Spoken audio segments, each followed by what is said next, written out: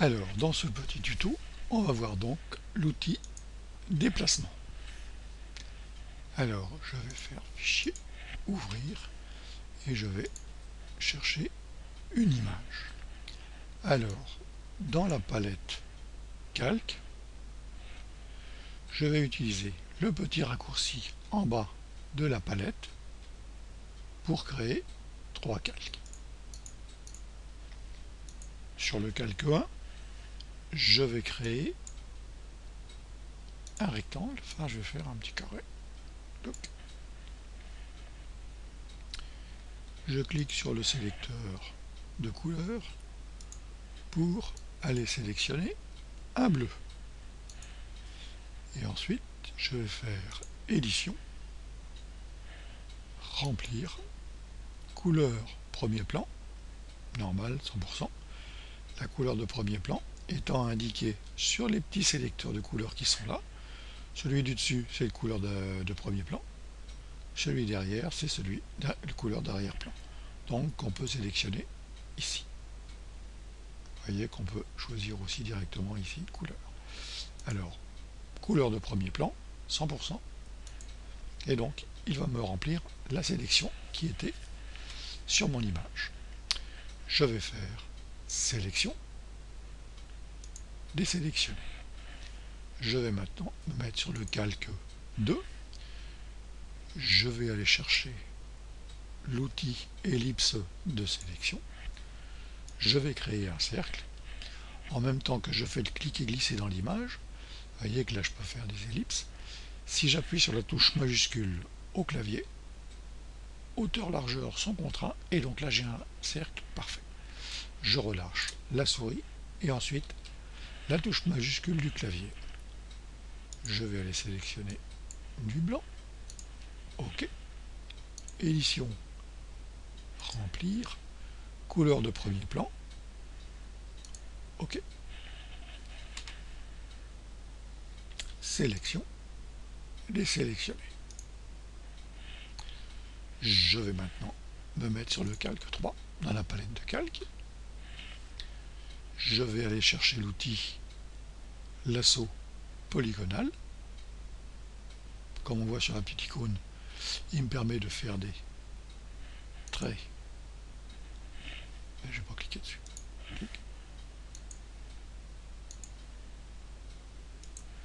Et je me remets sur la position de départ, sur le point de départ. Et vous voyez que l'outil, la petite icône du curseur, quand j'arrive sur le point de départ, il m'affiche un petit lasso avec le petit rond à droite du lasso, m'indique que je suis sur le point de départ et que ma forme va être, enfin la sélection va être fermée. Sinon je continuerai à faire des traits. Et je vais les sélectionner un rouge, édition, remplir, couleur de premier plan, rouge, et sélection, désélectionner. Donc voilà mes 3 formes. Je vais cliquer sur l'outil déplacement pour le sélectionner et je vois dans la barre d'options que j'ai sélection automatique de cocher.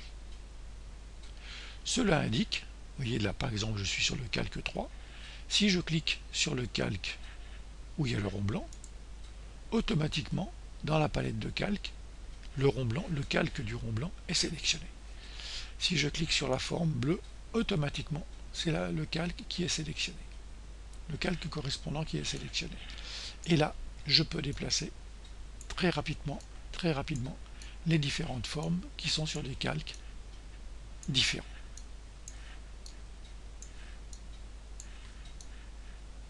Si je désélectionne, si je décoche sélection automatique, préalablement au déplacement d'un objet, je vais devoir activer le calque correspondant. Et là, je peux cliquer n'importe où. C'est le calque qui est sélectionné ici qui va être déplacé.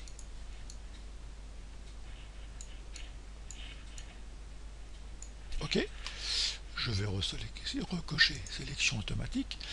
Ensuite, j'ai un petit menu déroulant qui m'indique groupe ou calque. Donc là, j'étais sur calque. Je vais me mettre sur groupe. Je vais créer par CTRL-clic sur les différents calques. Je vais sélectionner les 3 calques. Et je vais créer, avec le petit sous-menu, un nouveau groupe d'après les calques. Groupe 1. OK. Maintenant, donc dans ce groupe 1, j'ai mes 3 calques. Si j'ai de sélectionner par exemple l'arrière-plan, comme dans les options de l'outil j'ai sélection automatique et groupe, quand je vais cliquer sur un objet, automatiquement c'est tout le groupe qui est sélectionné et qui me permet de déplacer tous les calques en même temps, tous les objets contenus dans les calques. OK.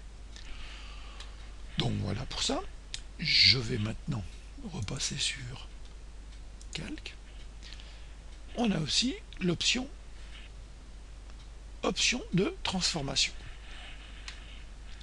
Quand cette option est cochée, sur le calque correspondant, sur la forme, autour de la forme, j'ai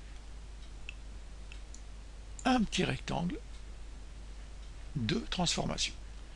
Si je prends une poignée, je vais pouvoir déformer mon objet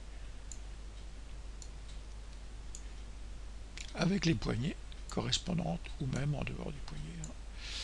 Alors, comme pour le rond ou pour le carré, pour avoir les hauteurs, largeurs contraintes, je clique, j'appuie en même temps au clavier sur la touche majuscule, et quand je sélectionne les poignées d'angle,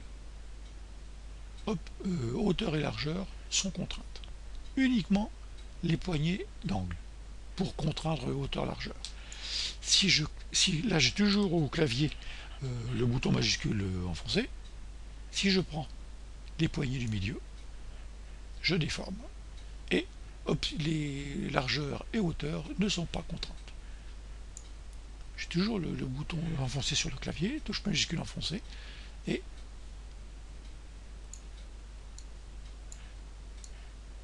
d'accord. Et donc je valide en double-cliquant ou en validant la coche en haut. Je vais enlever les options de transformation.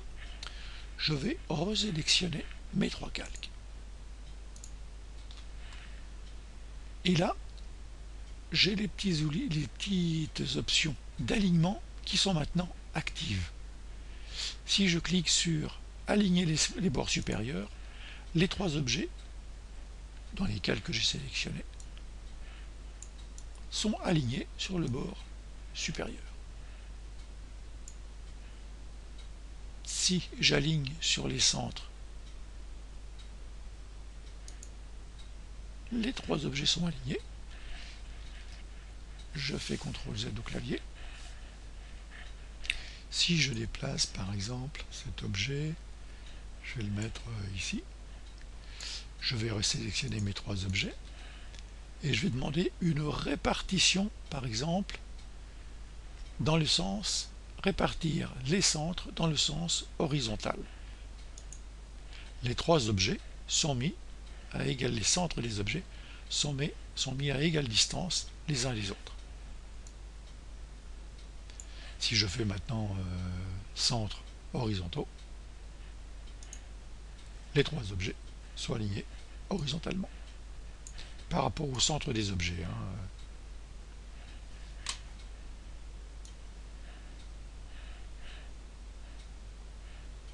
Ok. Donc voilà. Donc on a aligné sur les bords supérieurs, en haut, au centre dans le sens vertical, dans le bas, à gauche, les centres dans le sens horizontal, à droite, répartir les bords supérieurs, répartir les centres dans le sens vertical, bord inférieur, répartir à bord gauche, les centres et les bords droits.